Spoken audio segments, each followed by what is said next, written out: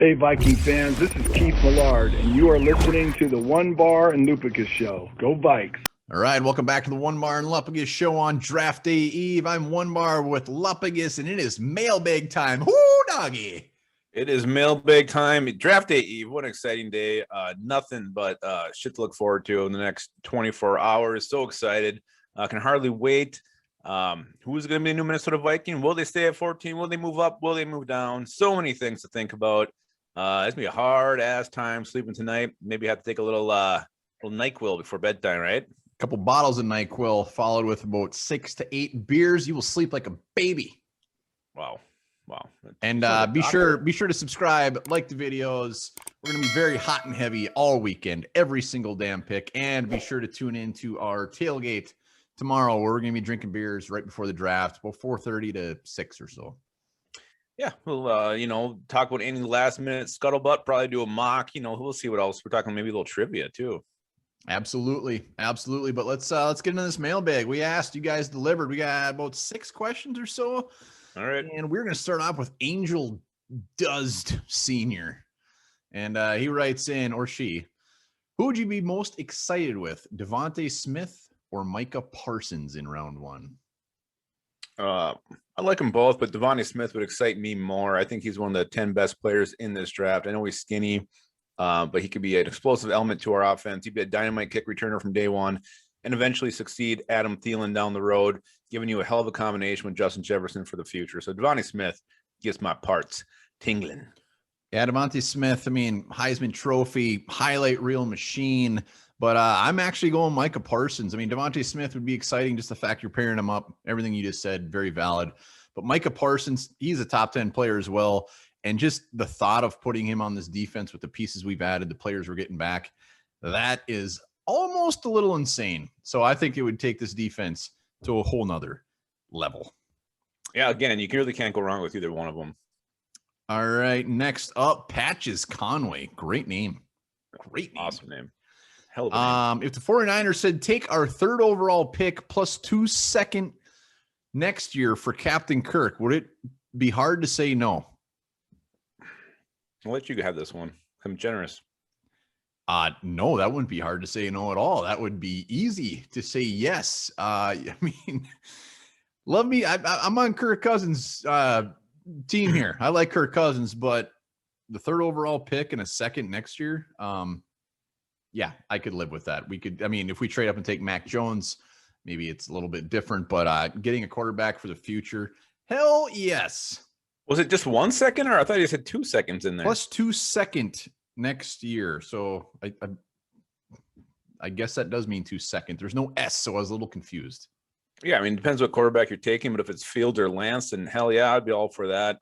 You may have to punt this season away coming up unless you get one of those, when these guys just ends up surprising and exploding in year 1. But for that, yeah, I'd be game for that. And we still get to keep 14. Is that part of it too? Oh, I guess that wasn't in there. I'm assuming that we get to keep 14. Wow. Yeah. That would be. I could be assuming wrong, but yeah, that would be too tough to pass on. Next up, I would ask for Trent Taylor just because I feel like it. Because I feel like it. Pancake eating. What a wonderful name it is. Says guard, tackle, or edge at 14. Well, from what I'm hearing, sounds like they're going to go tackle with Darrisaw is the preference. I would prefer the guard / tackle Rashawn Slater myself. But if it's not Darrisaw, then I'll go pay. So I'm going to answer this way more deeper than I should. Yeah, I think, there's so much shit out there. Just this morning, who was it said that basically don't buy into the Vikings want an offensive line round 1. They want edge. So I'm drinking that right now. I'm on that. I do think it's going to be an edge. So edge, that's it. I think it's going to be an edge. Even if they trade back, I still think it's going to be an edge. Yeah, we'll see. Tomorrow morning, I'll say it's going to be a tackle. It's going to be a guard. I'm all over the place. I'm an emotional wreck right now. Yeah, they all make sense. And it's hard to really, there's no standout prospect at either one that you think is going to be there for sure. So I think that's what makes it all the more muddled and the confusing way they're going to go. All right, SSM Creations writes in, if you had the knowledge that Ben Cleveland was going to be a third-round pick for the Vikings, would you rather take Darrisaw or double dip and take Elijah Vera Tucker and get Cleveland? I'll let you start with this one. I would, if I knew we were getting Ben Cleveland, and I'm not, I mean, I think Ben Cleveland is like a third, fourth round guy. I don't know. I like Ben Cleveland. I would take Darrisaw, keep Cleveland, and keep, well, we'd have two Clevelands, both Clevelands. The Cleveland wall. And our offensive line is pretty much set. Is it going to be good? We'll see, but it's definitely set. So not double dipping at guard. I would do the same. I would go Darrisaw and get Ben Cleveland. You have the Cleveland Steamers in the middle. You got Darrisaw on left tackle. I think that's a pretty damn better O-line than we have right now. So that's the way I would go as well. Love Ben Cleveland. But the thought of Ben Cleveland and Vera Tucker and Ezra Cleveland, your line's still set. It's just Darrisaw's probably going to be better than Ezra Cleveland. Either way, your left tackle is going to end up being a downgrade from last year's play of Riley Reeves. So I don't care who's starting there at this point. We should expect a little bit of a drop in performance at that position next year. All right, Ellis Gregor, what are the odds that Jake Browning is the Vikings' backup quarterback in week 1? I really want to hear Folsom Prison Blues played in U.S. Bank since he is from Folsom, California. Well, I mean, you could probably just request that song to be played. Maybe they'd listen to you. Maybe they wouldn't. Wouldn't have to necessarily be tied into Jake Browning. I'm going to say 0% chance he will not be the backup next year. He just hasn't had enough time to get worked into that role. He was on the practice squad, and then COVID hit, and I don't know how much developmental time there was in between that. So 0%. You still talking about Jake Browning right now?